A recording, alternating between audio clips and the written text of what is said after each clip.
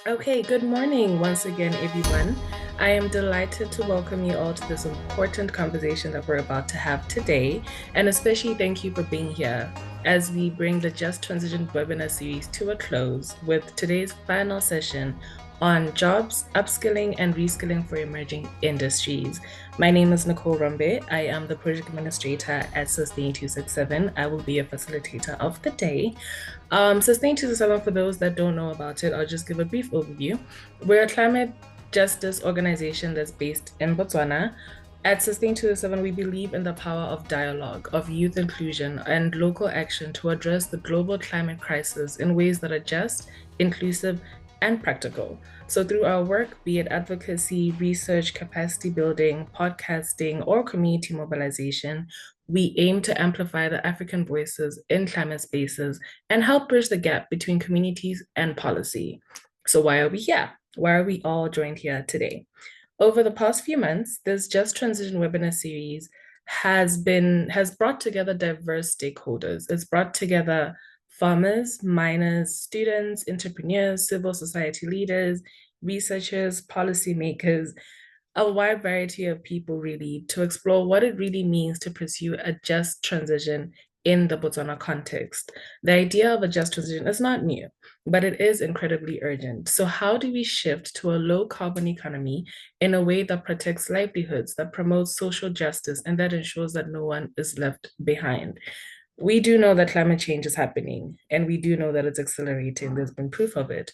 And we also know that certain sectors, for example, mining, agriculture, and energy, will have to change with the change that is happening in the world. But at the same time, we know that opportunities are also being born in renewable energy, in climate smart agriculture, in green technology, and other emerging industries. We've had excellent conversations in the past sessions on how to ensure a fair and inclusive transition in specific sectors. These recordings will shortly be up on our social media, so please do check them out if you haven't already. And we've heard from people across the country sharing their experiences and solutions. Today, however, I'm excited about this one. Today's conversation focuses on what many people consider to be the heart of the just transition: jobs, and more specifically, how we can prepare our workforce for the shift. Because the reality of this is transitional sectors, whether energy, transport, manufacturing, will displace some jobs. And at the same time, entirely new jobs will emerge as well. So these roles will require different skill sets. And if we don't prepare now, we risk deepening inequality rather than addressing it. Our guiding questions today will include what sectors are most vulnerable to climate change, where are the new opportunities, particularly for young people, for women, for rural communities, for the marginalized communities as well? What skills will be needed for these new emergent jobs? How do we ensure that training, education, and policy are aligned with this new direction? And finally, how can businesses, educational institutions, and the government work together to ensure a truly just and inclusive workforce transformation? I truly hope we will have enough time to get into all those different aspects in today's webinar. But yeah, with that being said, we want this conversation to reflect the current realities in Botswana, possibilities of what we could build together if we are intentional, which is why spaces like this are important, which is why conversations like this are important as well. We also want to take a moment to celebrate how far we've come in this series. We had 6 sessions, I believe. We began by exploring climate smart agriculture, and then we divided into the complexities of energy, mining, and land use, discussing what transition looks like, not just on paper, but actually in practice. So, in today's conversation on jobs, I think is perhaps the most relevant to all of us. Everyone is worried about the economy. Everyone is worried about what's going on with the state of Botswana right now.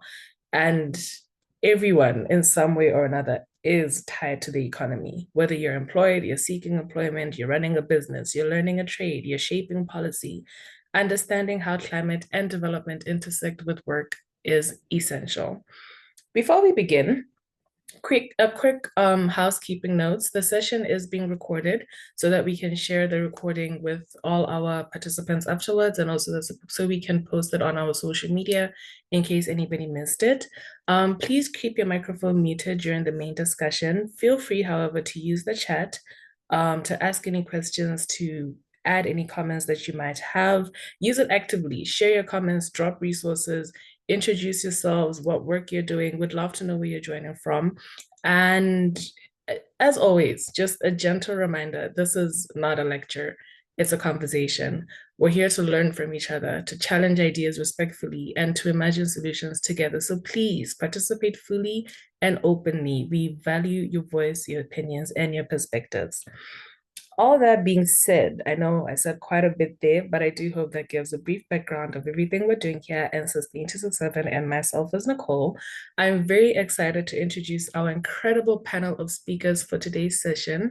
But instead of reading their bios, I'll actually invite each of them to briefly introduce themselves, the work that they do, and what perspectives they're bringing into this conversation today, because I'm sure no one else can say it as best as they can. So, speakers, over to you. We could start with Maimuna and then Didintle and Kago in that order. Maimuna, take it away, please.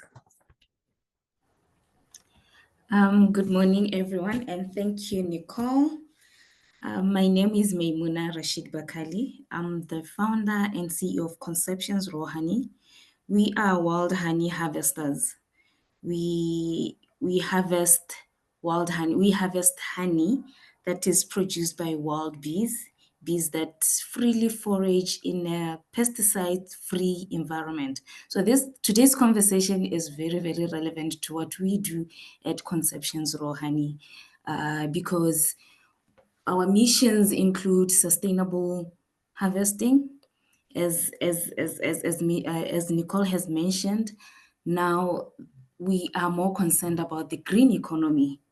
And then the green economy, the main concerns around the green economy or shifting to green economy is in ensuring that we are preserving the planet. As we are out harvesting our honey, we ensure that we don't destroy anything that is in the world. Thank you so much. Thank you so much, Maimuna. I am very excited to hear what your thoughts and your perspectives are, especially coming from someone that works so closely related with bees and just honey in general. It's incredible what you do. I commend you for it, and I'm really looking forward to it. And thank you for being here. Didn't Good morning, everybody. My name's Didintle Moreki, and sorry, I'm about to pack somewhere. And I am the founder of a skincare company called Organic Natural Skincare. We manufacture skincare products using indigenous plants that are found in Botswana and honestly now extending it to sub-Saharan Africa. We use plants such as Moana, Morula, Moringa, and Moratoloha, working closely with gatherers, communities, as well as people where these indigenous plants are mostly found. Like the previous speaker, we're also quite in touch with the sustainability part of it. Are we sustainably harvesting what we're using? Is it going to be there tomorrow? What exactly could we do to ensure that the grade of what we're using is in line with what is needed by both us as a manufacturer or even the end use customer? We then take these indigenous plants, baking it with a lot of science to create skincare products that solve active acne, dry skin, and hyperpigmentation. It might seem like a first world problem, but when you come to look at it, it's that how we look is genuinely goes down to how we feel. But taking out the looks part and the feeling part, what I always say is we upcycle these indigenous plants into something that actually puts food into people's tables. We're currently working with over 2,000 gatherers across indirectly as well as directly. Thank you. Congratulations on the expansion of your business. That is amazing. As someone that uses some of your products, I can say I'm a big fan. So thank you so much for being here. I think we can learn a lot, especially since a lot of your products are organic. Like you did mention, you do use a lot of indigenous materials. So thank you so much for being here. Kago, are you ready? Yes, I'm ready. Good morning, colleagues, and good morning, comrades. My name is Kago Munyedzwe. I am coming from the Botswana Mine Workers Union, coming in as the chairperson for publicity at the Botswana Corporate Center branch, which then means that I am primarily under the employ of the Botswana Diamond Company, employed as an information management administrator. But I'm here to speak really on people, which is what we're passionate about as the Mine Workers Union. We really believe in short that jobs are for people, not necessarily that jobs are for profits. I know my colleagues might not believe or agree with that, but we're here to really motivate how just transition, when we include people, it will really happen justly. Thank you. Thank you, Kago. I really like that. Jobs are for people, not just for profits. That's something that we need to take to the world if it's not already out there. Thank you so much for the wonderful panelists being here today. I guess we're just going to jump straight into it with our first question. Okay, I'm going to start with Didintle and then Maimuna and then Kago in that order, simply because Didintle did express that she might have a little bit of time constraints. So question number one, what are the major job sectors that will be impacted by the just transition, in your opinion, Didintle? Ooh, very interesting. First and foremost, I genuinely do believe that manufacturing is going to be affected. Secondly, after manufacturing, definitely the mining will be impacted as well. Transport and logistics as well could be affected. Now, let me explain all of these and what do I mean. So, manufacturing industries in other countries are well known to be these industries that have high emissions or non-sustainable inputs. We now have to relook that. We recently shifted our warehouse, and where we're moving from and where we're moving to, we literally had to look at what are we having that is energy saving. That was one. Two, what are we emitting outside, and does that have any impact within that environment, or any carbon intensivity within the environment as well. Now, from a mining perspective, I mean, we all know it.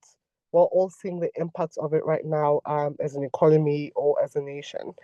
From an agricultural perspective, my dad is a farmer.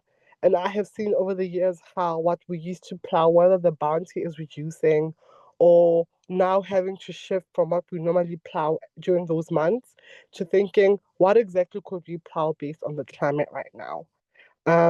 Yeah, those are my top three at the top of my head. Thank you. I really like what you said about also actually I really like that you're taking in your emissions when it comes to manufacturing locations. I think that's something that everybody really should take into consideration. And what you said about the agriculture as well, like bounty is reducing because of climate change. What exactly could we be looking into planting that would do well with the climate that we're in? It ties into the episode that we had 2 weeks ago on agriculture. So love that. Maimuna, any thoughts? From my end, transport. Most of us, we overlook how fossil fuel from our cars, the trucks that are moving around, they impact the climate.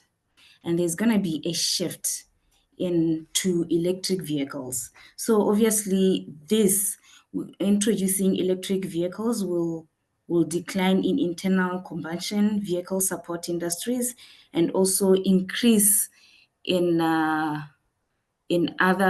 especially the energy sector, because now there will be introduction of solar panels. So the two, which is transport and energy sector, obviously those are the main industries, and obviously my industry, agriculture. There have been a lot of uses of pesticides, fertilizers, and with time, these fertilizers, they are damaging the soil. So with time, we no longer, for a country that is known to overproduce maize, we have seen reduction in maize because we are using so many fertilizers, and some of these fertilizers are not really tested to see the long-term impact. Therefore, there's going to be need for climate smart practices, sustainable farming, and reforestation efforts. Yeah, that's all for me. That is so true. Thank you, Maimuna. And you raised a very important point there about the transport. Actually, to the audience that's listening in, and any of the panelists, if you want to say something about it in future, maybe. But do you think that Botswana could sustain an electric transport system with the introduction of electric cars and where we're going with AI as well? What do you guys think about that? Do you think Botswana could actually sustain an economy in which we have an electric transport system? Kaho, your input on Thank the you so question? much, Nicole, and thank you to the panelists. I think maybe to start with your recent question, I don't think Botswana is really ready yet. I'll give you a very recent example where we really grappled with electricity shortages, where the Botswana Power Corporation at Morupule, I don't know if it was A or B, had issues which impacted nearly the majority of the country's, electricity coverage. So maybe this might not be the time to really look into it in that capacity, but really planning around that, because that's where the world is going. I don't know if a person can actually drive an electric car from Gaborone to Kasane, but perhaps that's not the right time to really be speaking about it. But it is an exciting bit of news to really look into. I really want Botswana to be ambitious and to look into that as well. But maybe looking at the immediate challenges that we have, not yet. But maybe to get into the primary question, which is, what major job sectors will be impacted by the just transition? Quite a number. And as the Botswana Mine Workers Union, we are looking at jobs. So we believe that mine workers aren't just workers, they're breadwinners, they're sons, they're daughters, for families and for their communities as well. You'll notice that it might just be one employee that you see working for an organization, maybe like Sunfire, Moteo, or Kwemacau, or Depswana, or Murupula, or what have you. But that person represents not just themselves, but maybe 12, 15, 20 people dependent on them directly or indirectly. So we're looking at the fact that, yeah, the mining sector will definitely be one of the most impacted. I've been privileged to work not just for Botswana, but also I was under the employ of the Morupule coal mine in Palape just before I joined Botswana. And unfortunately, Morupule is well known for its product, which is under the fossil fuel portfolio. They mine coal. So they will obviously be impacted, because we're looking at in the next 5, 10, 15, 20, 25 years and even beyond to see a reduction in the demand for coal after some time as we transition to greener forms of energy.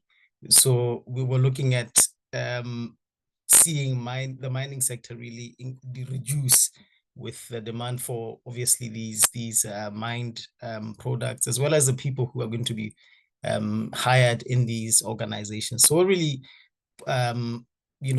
asking the government to come to party to really look at this, because this is paramount. Botswana is a mining country, much like Zambia, much like Namibia, as well as South Africa.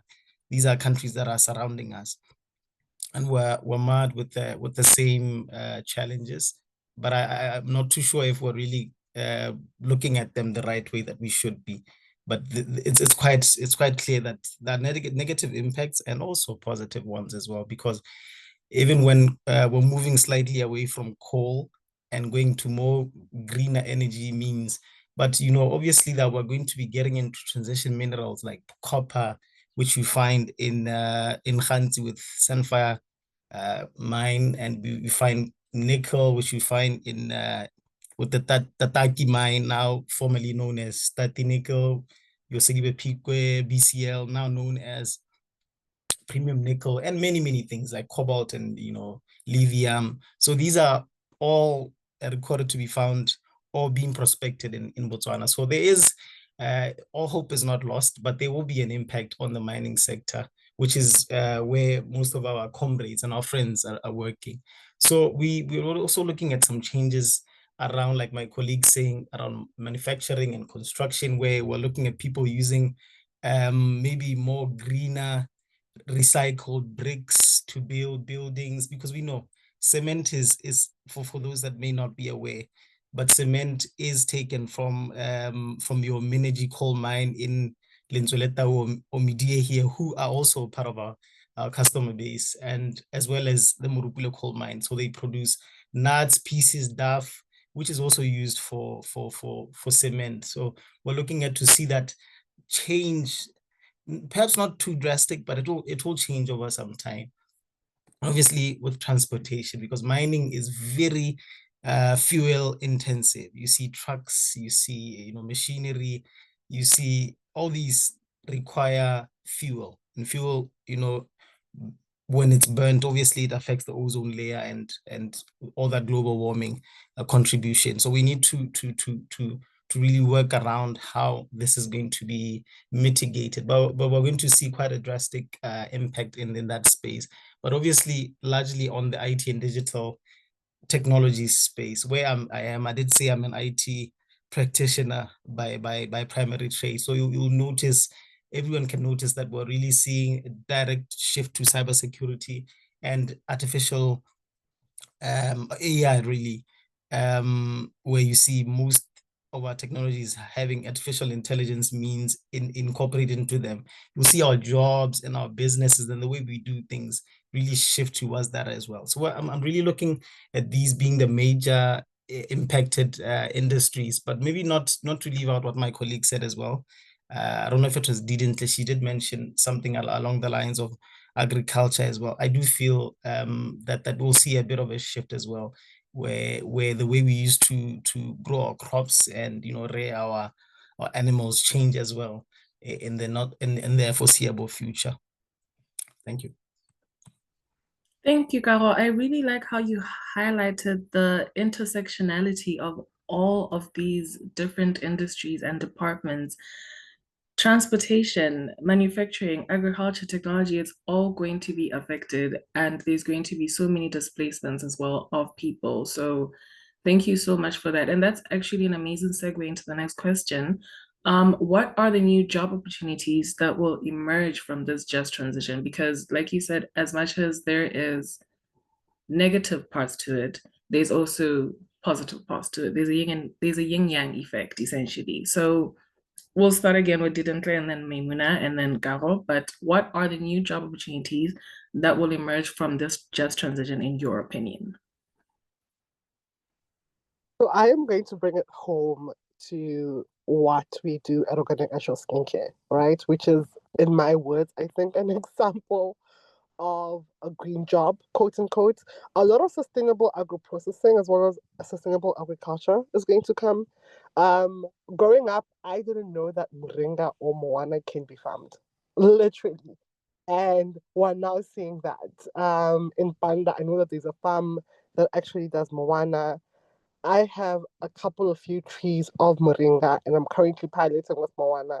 So it's amazing to see that the things that we knew that were growing now in the wild are things that we're currently trying to shift into bringing in, because we're trying to, or now the goal is this going to be drought resistant, or can this be able to stand the change of the climate? So that's the first thing that I see out. Recently also, and please let me bring it home as well, in regards to another opportunity that exists, I've been seeing the increase of safflower, which is not like sunflower, because believe it or not, I don't know if the statistics are right, sorry. We need around 140,000 tons of sunflower in a year, and we're only able to produce 2,000. So that gap alone created the opportunity of a different type of sunflower, but sunflower being there. So such would exist. The second thing again that I'm looking forward to as an opportunity exists is we have been seeing this talk of ESG coming up. I like that the talk is up. I do believe that within that there is an opportunity to take that ESG. I feel like ESG can also be complex. If you come to SMEs, or companies that are growing in Botswana that are also quite responsible for employing a significant amount of people, we need things such as traceability within our auditing, or certain certifications that can be able to be the first step into being that ESG organization. So these are skills that young people can be able to look at and consider.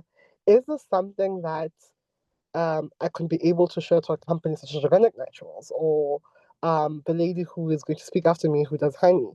And then lastly, I am in what I call a circular economy.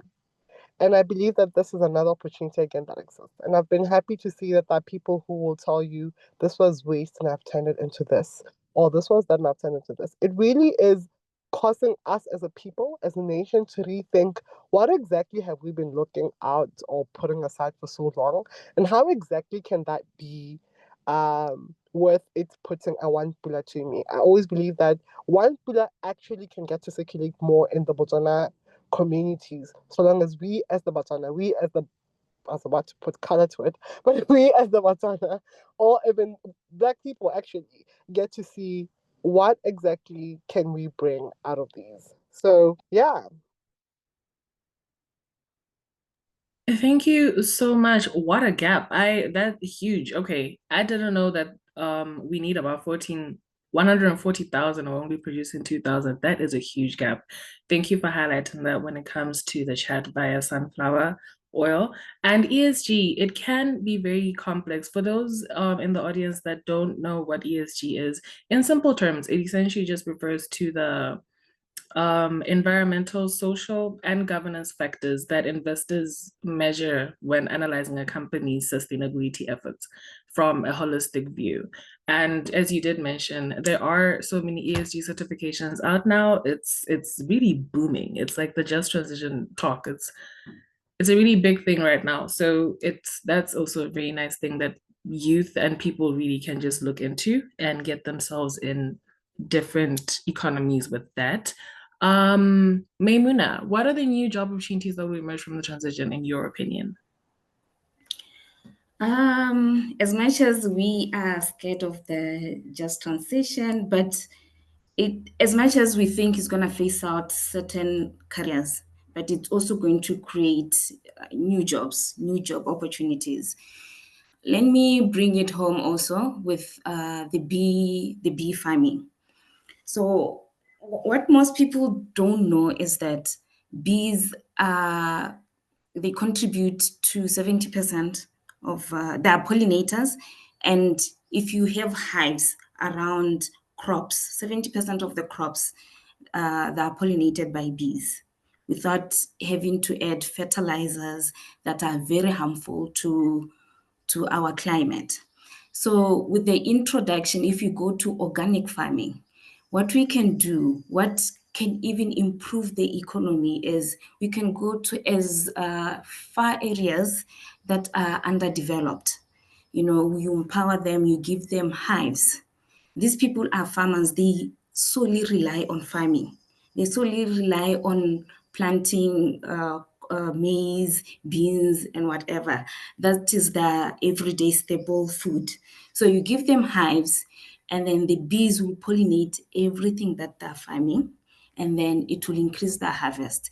This will even reduce burden on the government in terms of supporting them, because there are so many, as we see also the government is struggling with cash flow, and then on the other hand, they need to support to eliminate poverty. But if we engage in organic, or I can say it even like shifting to the green farming, by implementing the natural or the organic bee farming, we may see that our agriculture will also improve. Another career that will emerge, sustainable agriculture and land use. There's going to be an emerging, or maybe a new career with soil health consultants, because now we are saying no more fertilizers, no more pesticides. There's going to be new soil health consultants now who are going to educate the public on how to farm organically. And you know, it's funny because in the olden days, that's how we've been farming. And we did not have so many problems that we are seeing right now, breathing, we are inhaling air that is polluted because of these fertilizers. So yeah, from my end, those are the main that are very close to me that I see are going to emerge from the transition. Thank you. I really, you know, a lot of people, when you think bees, a lot of people are very scared of bees. I am someone that's a little bit scared of bees simply because you think you're going to get stung and you're not really looking at how these bees actually can help with so much. Like for the areas that you mentioned, for example, we're highlighting the marginalized communities, we're helping their livelihoods, we're helping the government with bees. Like bees are very important. So I think that's a very, very important fact. Thank you for bringing that up. And the soil health consultants as well. I have a background in environmental science, and I see a lot of people are tapping into the soil health consultants as well, on them just testing the soil, making sure that everything is good, making sure that we are not using as much harmful toxins in our soils and in our farming and everything. So very good points. Thank you so much for that. Kago, do you have anything you'd like to add? What are the new job opportunities that will emerge from the transition in your opinion? Thank you so much, Nicole. Thank you, Maimuna. You really teed it up for me quite well. So opportunities will emerge, comrades. And I think one thing that really makes people nervous is the fact that, you know, change within itself just brings in quite a significant amount of anxiety. But, you know, change, like I said, is inevitable. And it's like, what do they call it? Natural selection. You need to stand up and be counted.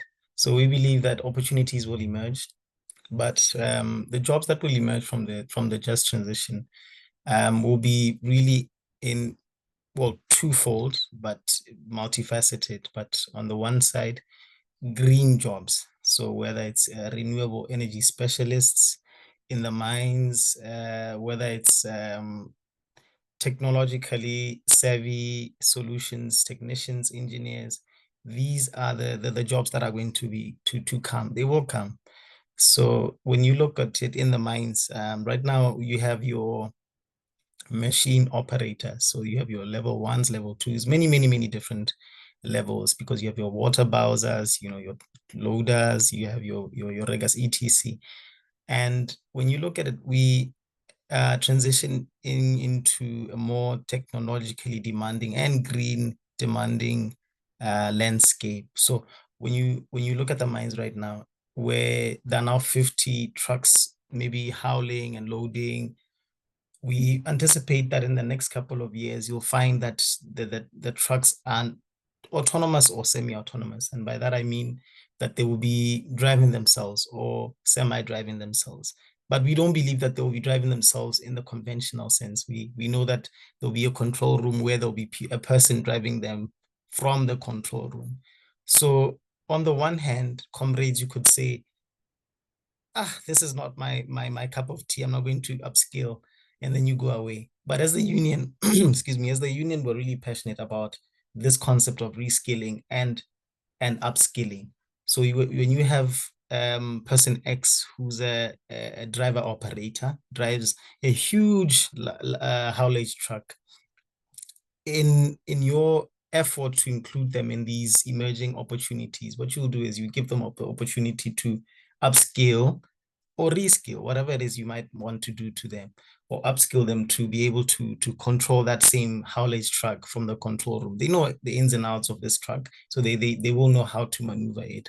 So we're looking at IT focused green jobs as well, where you will see many more drone operators, many more databases that are going to be AI or machine learning specific. You're going to be looking at less invasive mining efforts, because a good example is the Prince of Mines right now in Jwaneng.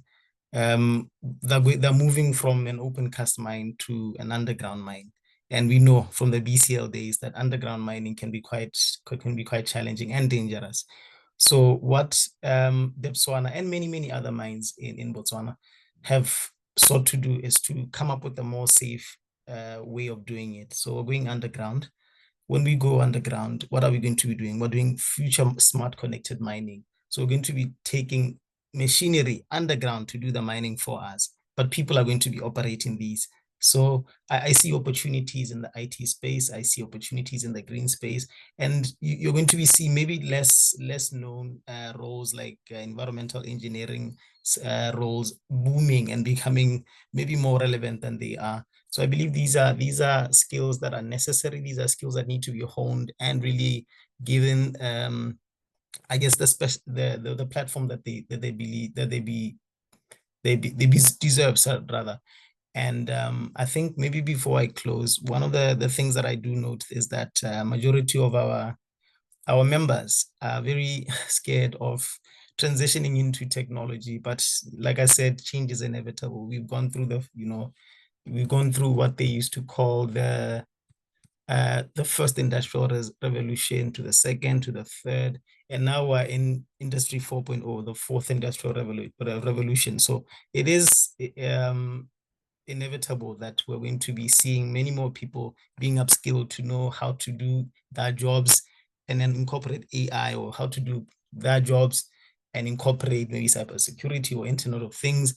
Some people are going to be changed altogether, and some people have the ability to do that. And sometimes you need to be pushed to be able to see that you have the ability to do so. So these are opportunities that I believe will emerge from mining and the way that we do work generally, and ensuring that we don't leave people behind, which I believe that's what we stand for in the just transition space. We're saying we're going to be doing this change from invasive fossil fuel to a more green space.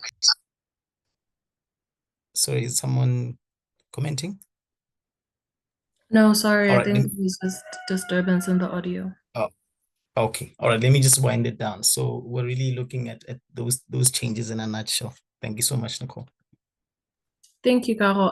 You keep setting me up for the next question, which is amazing. But one thing that you did mention is, for example, change is scary, change is inevitable, and people do get anxiety from this particular change that is going to come, right? For example, you did mention a lot of IT space jobs that could be emerging from this, but some people might feel like, okay, I, as Nicole, as a truck driver in this company, they are now making them semi-autonomous or autonomous. And even though they say I will be operating this truck from a room, operating the controls because I know the ins and outs of it, I might not feel like I have the experience in the IT space, particularly to do that. I think that's where a lot of anxiety comes from, because there are certain skills that are needed for a certain change to occur.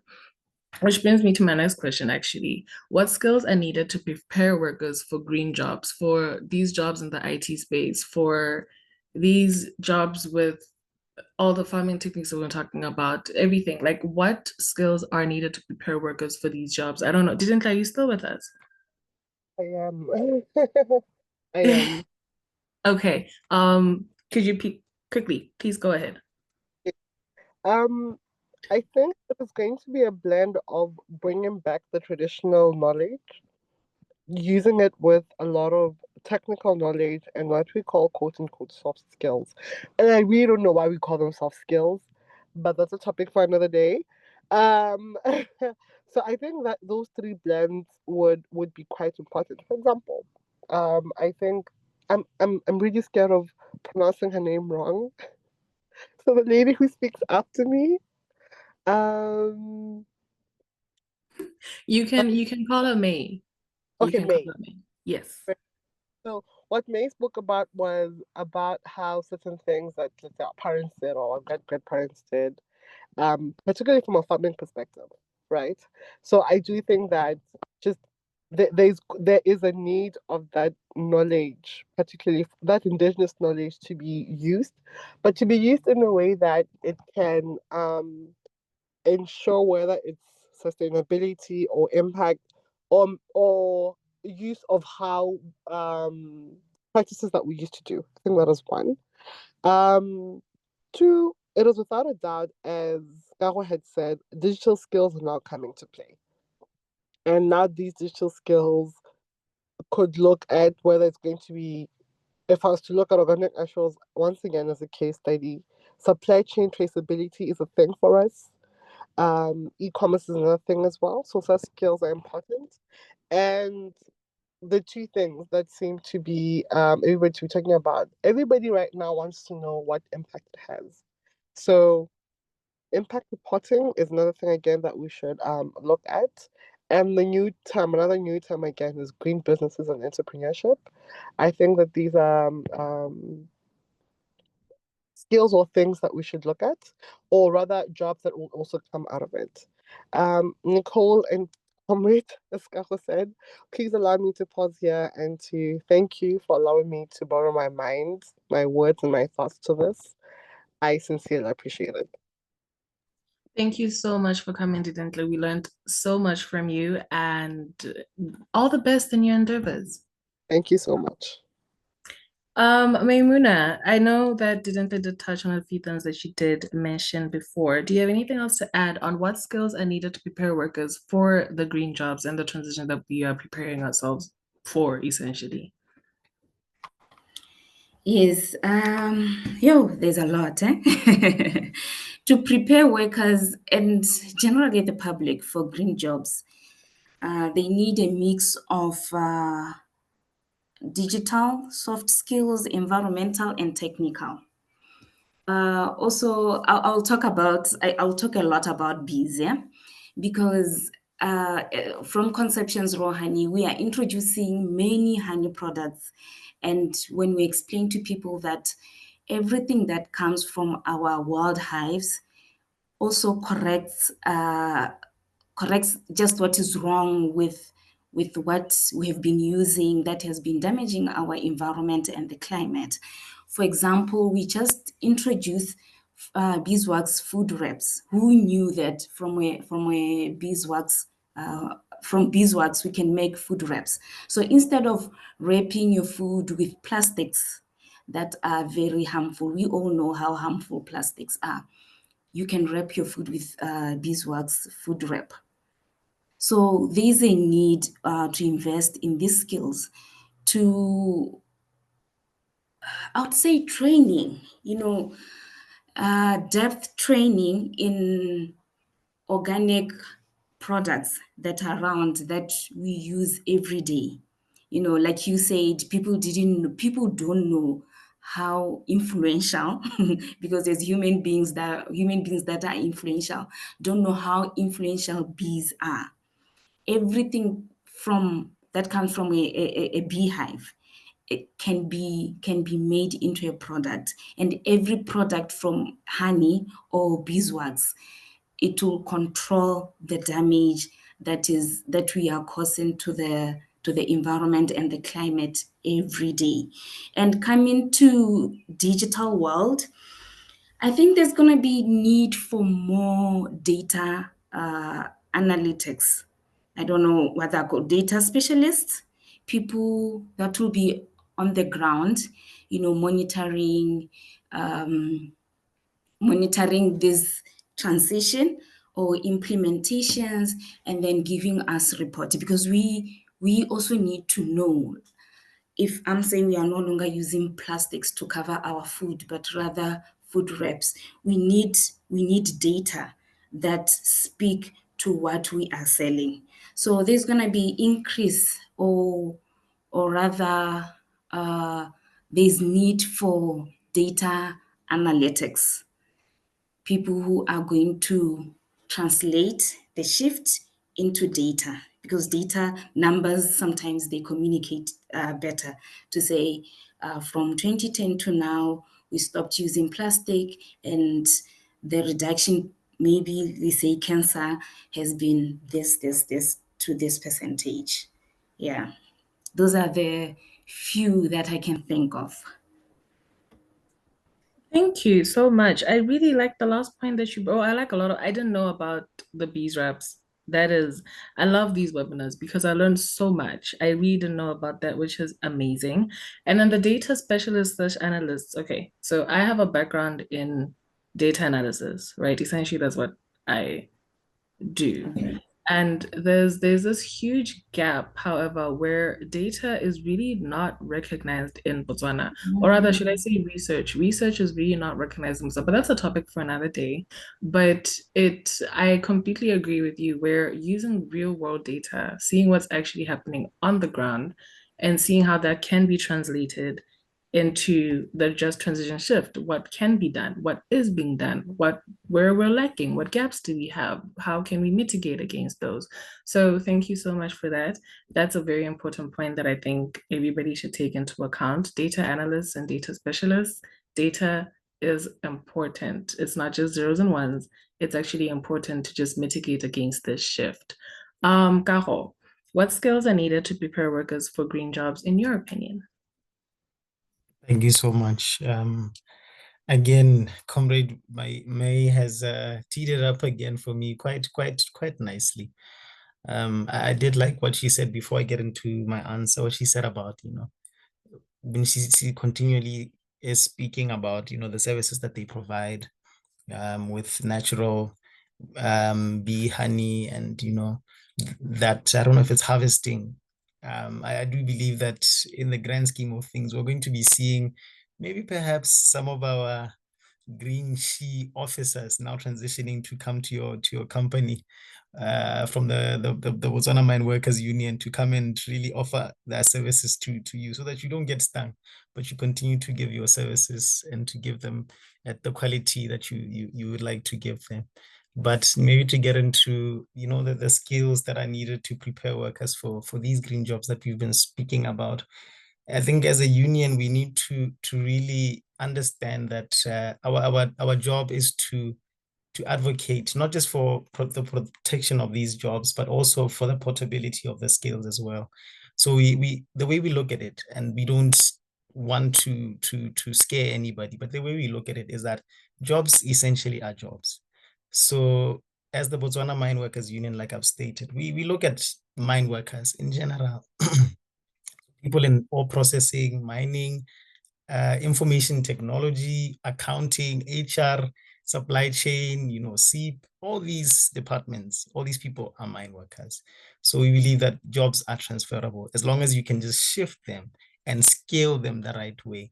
So we're looking to see maybe more people that are more data literate, like my colleague May was talking about, people who are more data driven, people who are more conscious of renewable energy, support. We did speak earlier about electric cars. We've seen the Botswana and obviously the Morupule coal mine as well, bringing in Land Cruisers from Toyota, which are 100%, well, not engines that are powered by your normal 95 or 93 fuel. So they're completely, I don't know if they're hydrogen powered or they're electric powered, but you can see that the move. So obviously when these technologies come in, there's going to be a technician who is skilled in that particular aspect or particular region to be able to support these machinery. So we're looking to see maybe more technical green skills being coming up or mushrooming, where we see people having green buildings, even in mining, like I keep talking about the extraction of, of our ores and our products being done in a more green manner, green engineers, green technicians, solar plant technicians and mechanics and engineers, all these jobs, we believe they're going to be transitioning to what we call cultural, to maybe a more climate friendly approach. So mostly you'll see that what we normally call transversal or soft skills, where it's really your problem solving, your ESG centered jobs, which we spoke about, Nicole, earlier. So what all we need is a more inclusive and collaborative effort to ensure that people do know in our union and even be beyond in the Republic of Botswana that these are studies that are going across nations and countries. In South Africa, our neighboring country here, this is a big challenge that they're also going through as well. In the Mpumalanga province, where they have a lot of coal mining going on there, they're also really looking into how to prepare people for green jobs, and they're making strides. So I believe that we can do that, but we do it in phases to ensure that people don't see it as that drastic, but they can see themselves transitioning into it. Because what people like to say in a more political way, they like to say the more things change, the more they stay the same. So as long as people can really move with the times, learn a little bit of something, just a little bit of something, have more recycling mindsets, develop sustainable knowledge on doing material or processing, I think we'll transition with the times. But these are the skills that I believe will be needed as we prepare for a green Botswana. Thank you. I completely agree. Knowledge is power, honestly. And I do recognize that in Botswana, we need a lot more education systems that teach us a lot more about these, outside of these conversations that we do have. We do need a lot more education systems that essentially teach us about how to actually transition and not just jump. I think that's another big point where there is a lot of anxiety around the whole just transition topic and the green jobs topic and climate change and what's happening. It's as if we're here now, and then in 5 years when we're somewhere else, everyone's like, when did we get here? How did we get here? But we've been transitioning. So I really like that point of just teach yourself something, learn a little bit every day. 1% every day can make a very huge change. So thank you for that. We've been talking a lot about us as individuals, what we think from the mining capacity, from beehives and conceptions raw honey, from organic materials being used via Didintle's company. But how can Botswana create policies and training programs, especially since we've just been talking about this capacity building and education as well, to support workers in transition sectors? So Botswana essentially as a whole, how can we create policies and training programs as well to support workers in transition sectors? May and then Kago. So May, go ahead. All right. I noticed, honestly, there's less awareness. Like Kago and yourself, you said knowledge is power. And most people, because I just randomly posted green jobs transition, most people were asking, what is this? What does it mean people are going to be retrenched? Many people are going to be out of work. Like, no, all of us just transition. We need to shift without leaving anyone behind. So how can Botswana create policies and training programs is to partner with private sector. So there's need for public and private partnerships. The government could provide incentives to companies to invest in upskilling and employee transitioning. And these incentives can come in many ways. I'm an accountant by profession. I believe even tax incentives to say if you are going to train your workers for just transition, we could, when at the end of the year, when you are preparing your ITA 22, there's a tax incentive in this area. If you've seen that part of your expenses went to investing in upskilling of your employees. Another example could be, since I said there's less knowledge, maybe we could conduct labor market assessments. Identify sectors that there's high possibility in decline. For example, the mining sector. And then also identify sectors that there are high chances in growth. That could be the renewable energy, like I said, also the data analytics, and even agriculture to anticipate future skills demand. So those are the main two that I can think of. collaborate public-private partnerships, and also to conduct labor market assessments, so that when you go out to the public and you say, this is what is happening, you have data, you have numbers. You say, no, but we have conducted market assessments.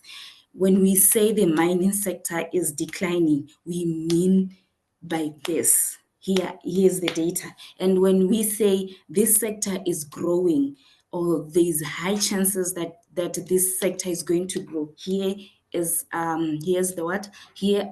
data. And then that's when now you provide training. So even when you are training people, you are training, or you are equipping them with skills aligning to what? To the findings of your market assessments. Thanks, Nicole. I think you've said it all, May, and you really encapsulated that whole point. Thank you so much for that. I highly agree with the need for private and public collaborations. Like we know the saying takes a village. Doing things alone and independently sometimes just it doesn't really work out. So collaborations and partnerships between the public, between the private sector, between the government, all of these are needed. So thank you for that very remarkable point. Garo, anything to add? Yes, thank you. I might say some outrageous things here. So as a disclaimer, I am from the union comrade. So please, in Setswana, nkinele ndiata metsi. But you see, we believe that, Botswana should create policies and ensure that workers are trained. And as part of this transitioning process, we do know that the government essentially is the parent, and we are, as the citizens, we're children. And in Setswana, the adage, so we believe as citizens, we can still advise the government on how to do these things. And it's, sometimes it really doesn't take rocket science, but sometimes we may look at it in a more outrageous way. But I did like what Comrade May said about those tax incentives for companies that purpose it within themselves and their processes to invest in work upskilling. But I think it's important that we push the government to strengthen these trainings vocationally. I like what happened. I don't know if it was early this month or last month, where we saw TVET, the status of TVET, where your technical and vocational education and training students who go to these institutions, your Palape Technical College, your Rapa Technical Colleges, and many other brigades around the country, you're seeing them now getting the same allowance as people that will go to your normal Mputu University, New Era, University of Botswana, etc. So you can see that the country is now seeing the need for vocational training as opposed to maybe your white collar jobs. So we need to make sure that we strengthen these trainings and ensure that it is mandatory that green curriculums are enforced and infused into all manners of curricula across all tertiary and maybe, I don't know if it's tertiary or maybe secondary schooling as well, so that people can go and transition into that mindset. Because it like I like what you said. You said it takes a village. So I think another way that we can do this is we can also come up with reskilling plans where companies and organizations are forced by policy to provide proof that they have a reskilling plan for their workers, and ensuring that in these plans there is green education, so that when people are upskilled or reskilled, depending on what the need is, there is a plan in motion. I'll give you an example. When you come into organizations like the Botswana Diamond Company, every employee has an IDP, what they call an individual development plan. So your line manager will likely say to you, listen, we want you to have something more soft or transversal or something more technical. But they mostly leave it to you unless they want a specific skill from you. But when I was saying that these should be intentional, they should push organizations to say, no, listen, in your IDP or in the greater development scheme of every organization, green should be mandatory. And I think one thing that we also should be looking into is to ensure that we target skilling our primary school children as well. You know, sometimes we leave things too late. And Setswana, I'm going to borrow a lot from Setswana today, but Setswana will say, so sometimes when you teach them young, you teach them to last. So when you teach them these skills, you're ensuring that they will know. So these policies that infuse learning into the mindsets in children at primary school level, secondary school level, even at tertiary school level, I think will help the country also move in that direction. Whatever happens from that, you will see a generation or generations that are not so far apart from one another transition into a more green way of thinking. But also, I think one thing that we need to do is to ensure that the HRDC is also involved in this.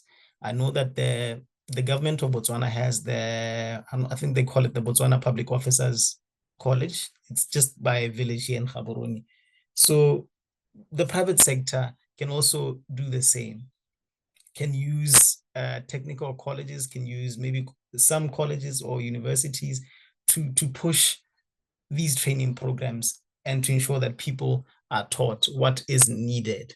So right now, the question is, what is needed? When the answer is given, then it needs to be taught in these schools. So we need to link these trainings to what the country is needing for Botswana's vision in 2036. You see, when we're saying we want a sustainable environment in our country, what do we mean by that? And we need to make sure that we tailor-make our training, mandatory trainings rather, towards these specific things. So I think in my view, these will really help to transition Botswana from where it is into what we want it to be. So Botswana will create, but we need to make the government accountable as citizens, as people who have the right to speak. Maybe just to take a short left a little bit, just on the 1st of May, on Workers' Day, the theme for May Day was workers' rights are important. I might not be quoting it the right way, but essentially what it means was that we wanted people to understand that as an employee, your rights are valid.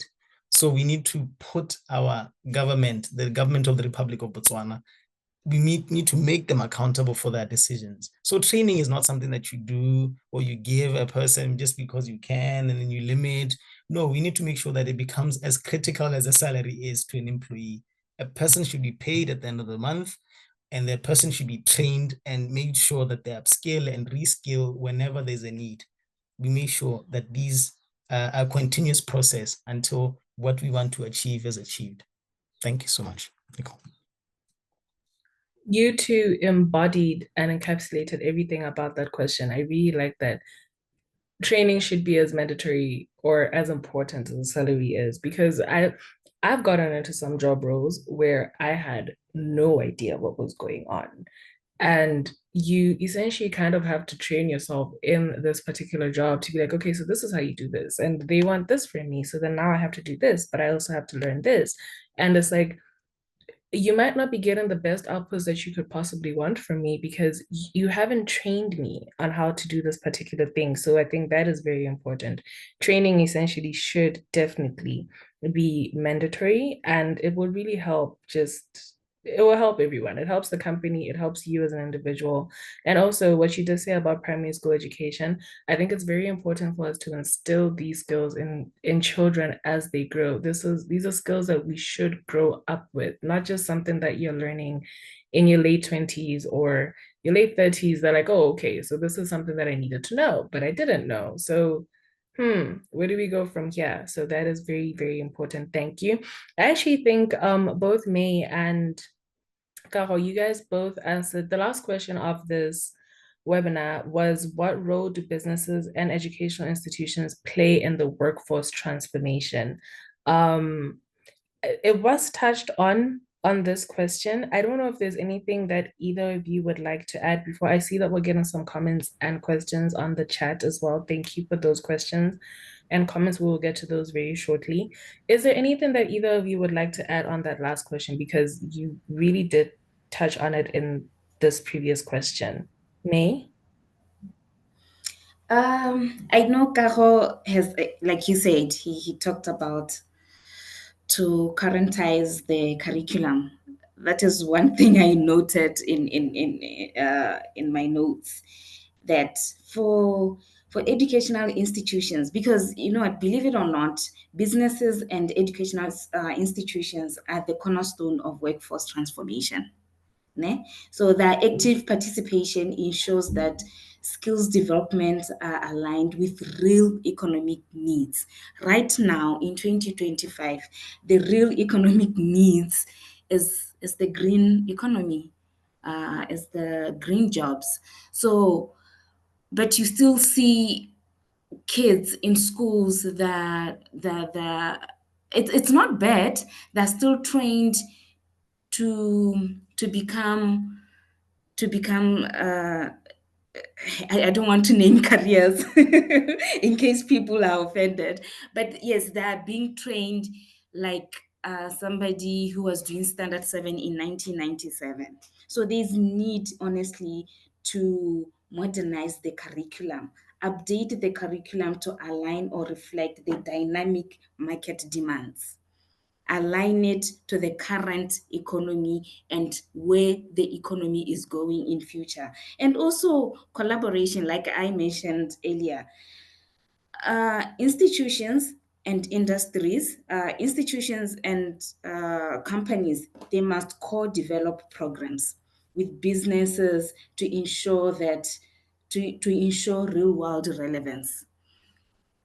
When we are talking now, I expect the module for computer sciences now mostly to have AI, because that's where the world is going. More practicals even on AI. I know I did part of, just slightly as one of the electives in computer science, one of the modules in computer science, there was AI, but it was just theoretical, just AI, like, okay, as long as I cram and then I get the marks. Now it should go into detail, because that's where the world is going. Because if you go on net and you just learn about AI, it's scary. It's scary. You wonder, is it even the modern schools relevant?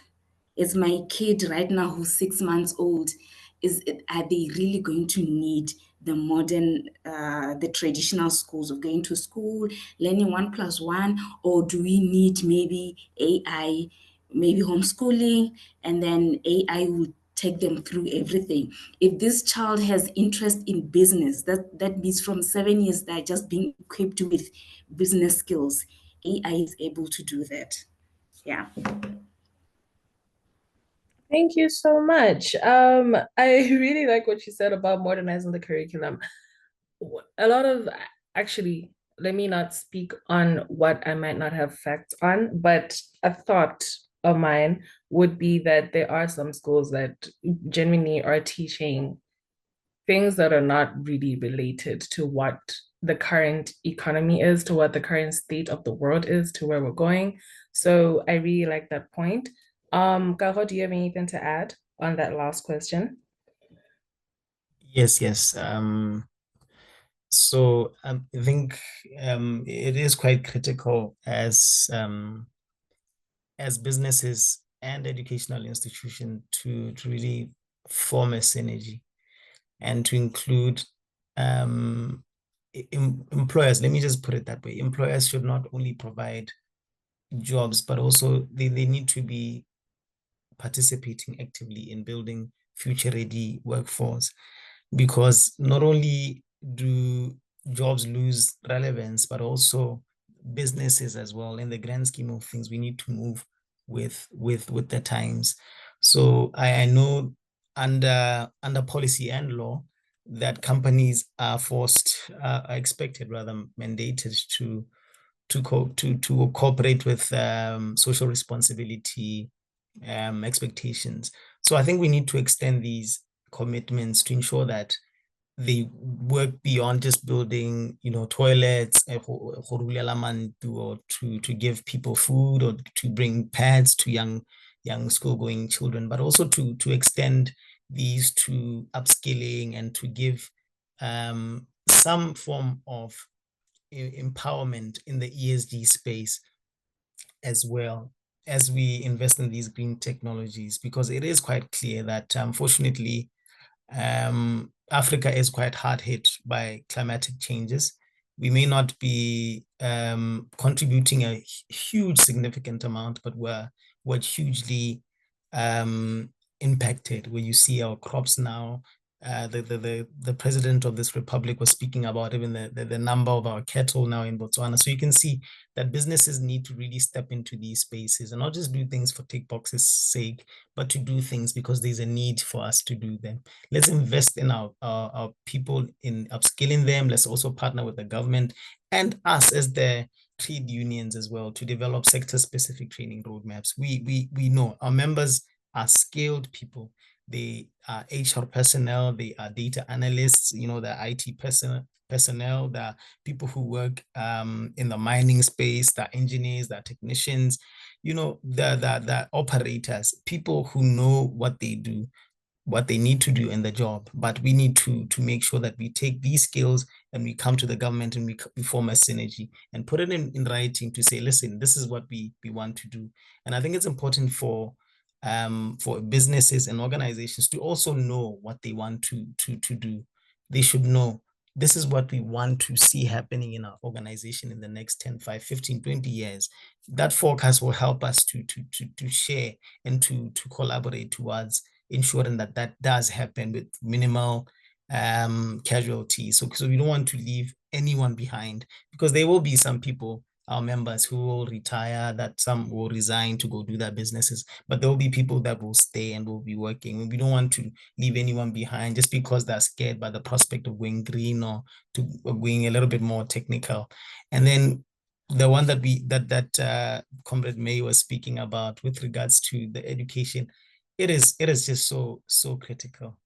I think two points that I will speak on is I know that the Republic of Botswana has a partnership with the European Union on the Erasmus programs. I think they're master's programs or bachelor's programs where they're intentionally ensuring that people go to get degrees, diplomas, well, the bachelor's degrees and master's degrees in the green space. When they come back, we know they're going to influence the countries they're in to ensure that we work towards achieving net zero.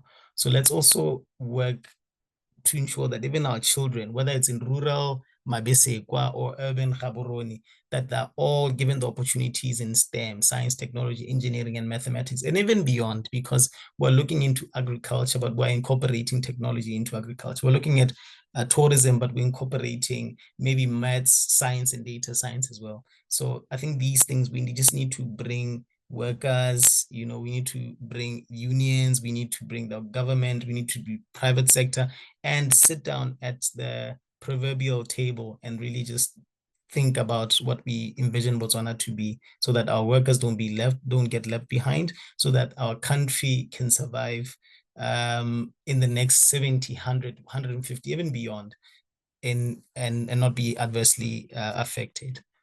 Thank you so much. Thank you. Thank you so much, Kago. Intersectionality, again, just bringing everybody together, collaborations, partnerships, and making sure that no one is left behind, especially the rural communities, especially the marginalized communities as well. Just making sure that everyone is part of this just transition, making sure that everyone is trained, making sure that everyone is ready for what is to come and is informed as well. So thank you so much for that. That rounds up the questions that we had for our wonderful panelists today. Thank you once more for your perspectives, your thoughts, your concerns, everything that you did mention today. It was really great. I learned a lot in various fields, which is always what I love about these webinars. We don't just bring together one person from mining, for instance, or one person from agriculture, for instance. We bring together but different industries so that everyone that's listening, everyone that will listen or watch the recording, everyone that is involved in this essentially can get an idea of what we're talking about when it comes to these particular topics. We do have some comments. Okay, so I'm going to read through just some of the comments and questions that we have on the chat. If our panelists have anything to say to that, please don't hesitate to share your 2 cents on it. We have our first comment from Relebuhile, who mentioned, okay, I'm just going to read it as is. Kaho, you were so right on the use of gasoline machinery, because even at the moment, we still lack infrastructures, for example, filling stations in our long distance roads. But maybe one of the starting point is to eliminate those secondhand cars that are no longer allowed in the country due to the max mileage allowed due to CO2 effects. Thank you so much for that comment. And I completely agree. And then Obagang asks, where can I verify these statistics for these green skills? I think this question was more tailored to Didintle because she did mention some statistics when talking about the green skills. I will try to find out however way you can verify them, and then I will definitely let you know. But if anyone has any idea, please don't hesitate again to provide, excuse me, your input on that. And then we have a question from Fetse, who said, the panelists have discussed AI and various tech-related topics. My question is, how can we ensure that youth without formal education gain access to reskilling and upskilling opportunities? Additionally, how can rural youth be included in these efforts, considering their limited access to technology? This question also relates to young entrepreneurs in undeserved areas in Botswana, not only focusing on white-collar jobs. Does anyone want to say anything to that? Or answer that question in their perspective?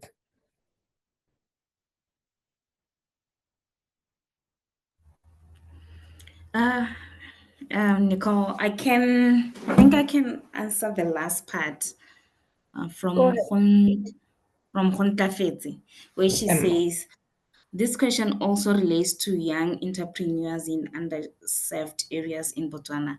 Earlier, I talked about empowering them. So not everybody will be trained. They will receive formal training to be accountants or data specialists. But even like I said, we can empower them with for example, to say, okay, you are farming, but you're not producing enough. So how can I empower or to ensure that you harvest optimally? I'm giving you beehives and train them on how to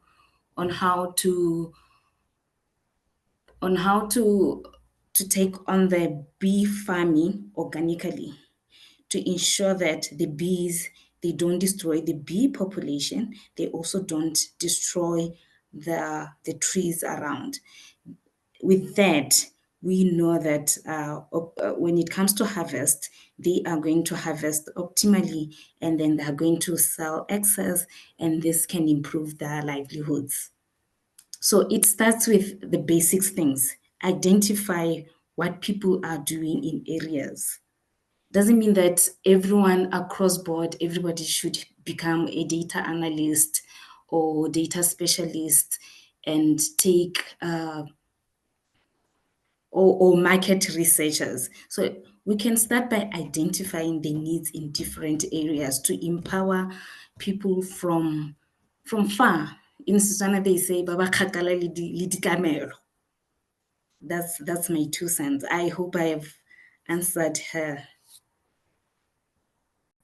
100%. I completely agree. And just to add on to that, I think when it comes to reaching youth without formal education, we definitely need to meet them where they are. So, for example, community-based training hubs, in certain villages or communities, we could partner with local kotlas, NGOs, vocational centers that can offer support or practical courses on things like the solar tech, the agroecology, or repair skills, or the soft skills that we were talking about during this webinar. Some rural youth that don't have limited access to technology. For example, radio still works. Yarana FM is still a thing. SMS learning platforms are still a thing. So I think in rural areas of Botswana where internet access is a little bit patchy, we could use the local radio programs to spread awareness, to spread education on these things, to develop learning tools that can deliver these basic skills and business training. We could also have mobile training units, for example. So similar to the mobile health clinics, maybe we could have training vans that are equipped with tools and trainers that can go to remote areas to run short hands-on workshops. Of course, all of these things are things that need to be taken further, and we can't just talk about them here and nothing is done about them. But these are just a few ideas that people could genuinely look into to just provide inclusion on all assets. I don't know if that answers your question. I really, really hope it does. Okay. All right. We have, wait, oops.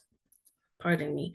We have another question from Lebuhile, who said, are there institutions, private sector and government sector, that supports researchers in green energy space focused on Botswana climate? I know of a few. Does anyone want to pitch their 2 cents on that before I would just mention the few that I know of?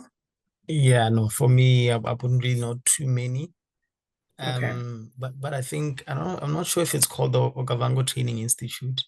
They might have something along those lines as well. But to be honest, I'm not really too well versed in that space. Thanks. All right, thank you so much, Carol. I agree with that. There's actually one. I'm based at the Okavango Research Institute, Uri, in Maun. It's definitely an institution where we focus a lot on, it's a research institute, so we focus a lot on research and a lot of ecological research, to be specific. So that is one place that you could definitely find contacts of people working there that could help you with that. I know B-Tree as well, the Botswana Institute for Technology Research and Innovation. It carries out rather a lot of research that includes solar energy, biogas, green building materials, climate smart innovations as well. You can reach out to them. There's the Department of Energy and specifically the Ministry of Minerals and Energy. I know they focus on national energy planning, so they could maybe help with that. The Ministry of Environment and Tourism. Yeah. And then when it comes to the private sector, there's this company, it's called GIZ. It's a German development corporation. I don't know how to pronounce it in German, so sorry about that. But it runs a lot of programs, or rather it has a lot of projects that focus on cooling program for Southern Africa, for instance, is something that I know that they're doing. It also focuses on a lot of energy efficient cooling and green buildings. SADC as well. It's based in Namibia, but they do have a location here in Botswana. If I'm not mistaken, it's right by UB in Gaborone. They focus on regional collaboration on sustainable energy. They have a lot of projects on that as well. BDIH as well. Botswana Development Innovation Hub, if I'm not mistaken. It also focuses on a lot of innovation and entrepreneurship, which includes green technology and clean energy. Yeah, those are just some that I could mention at the top of my head. So yes, don't feel free to reach out to them. I'm pretty sure all their contacts are found online. You can reach out to me, Nicole Rombe, on LinkedIn, and you could ask about them. I could type them down for you, but I really hope that answers your questions. Laurana, I hope you got the full details of the panelists. Everyone tapped in their details down below, so feel free to screenshot that or copy and paste, I don't know. And Hontlapetsa said, yes, I just wanted to get a perspective on what Just Transition is currently doing to include those who are Thank you. So, yeah, I think everybody is satisfied in the comments, if I'm not mistaken. And before I close this up, do we have any last comments or additions that anyone would like to say? Anyone from the audience, the panelists, anything that you'd like to say before I just wrap this up and close it? Hi, Nicole. Hi. Hi, everybody.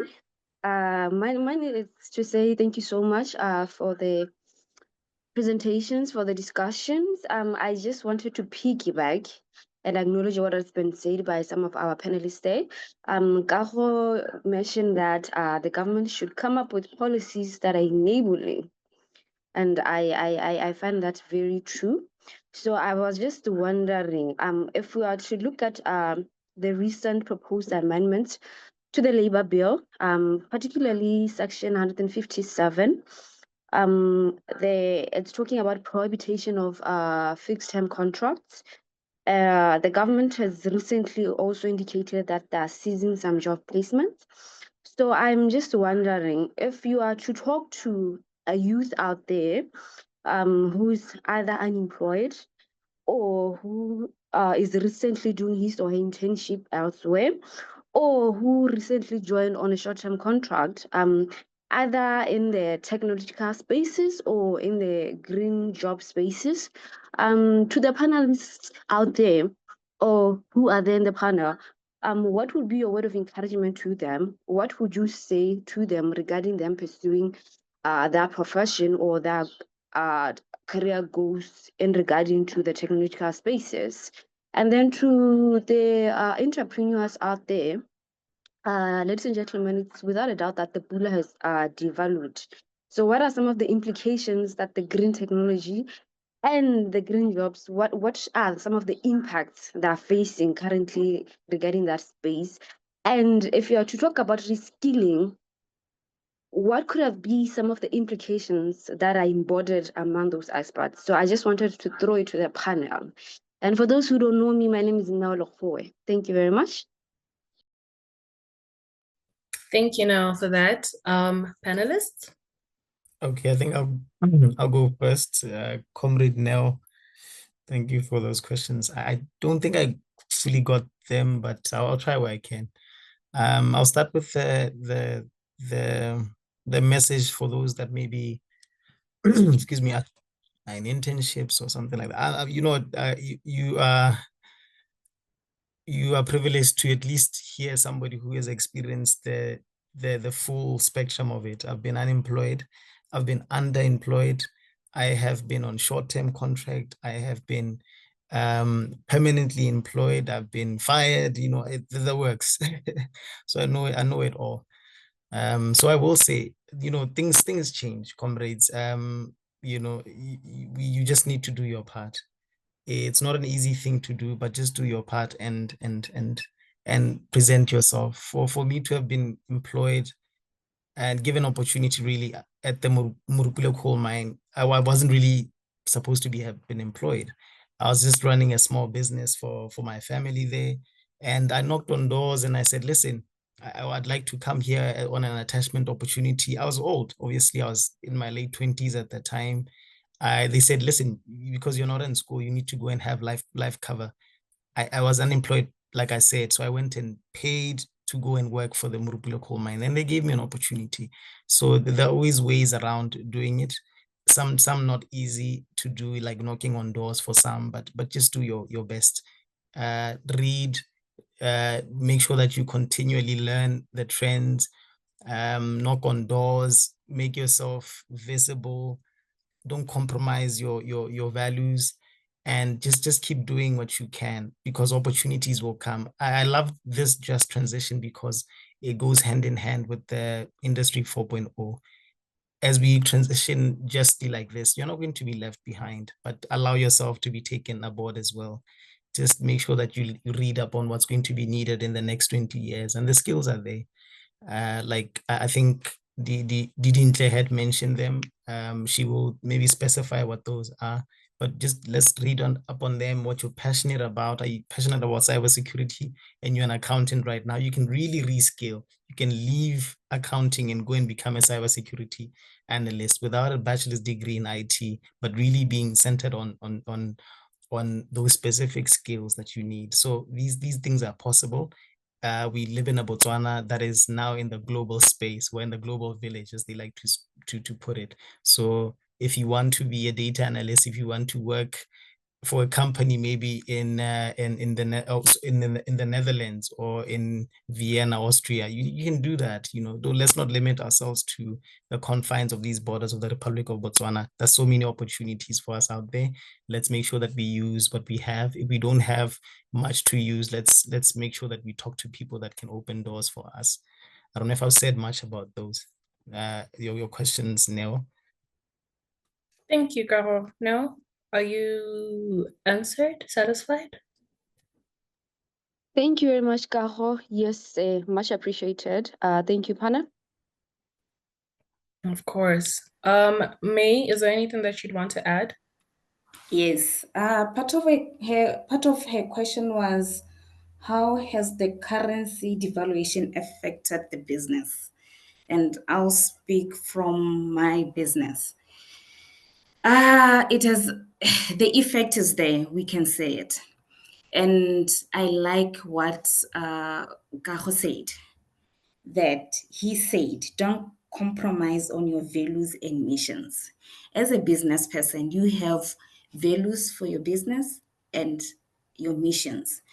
Our mission at Conceptions Raw Honey is to produce pure natural honey. And then with the currency devaluation, obviously the prices also, the costs are affected, which also affect the price, the retail price, or I can say the selling price. And you meet people, they will tell you, maybe you must start processing your honey. Because when you process it, it increases in quantity, right? Which means now you produce more in volume than when you are not processing it.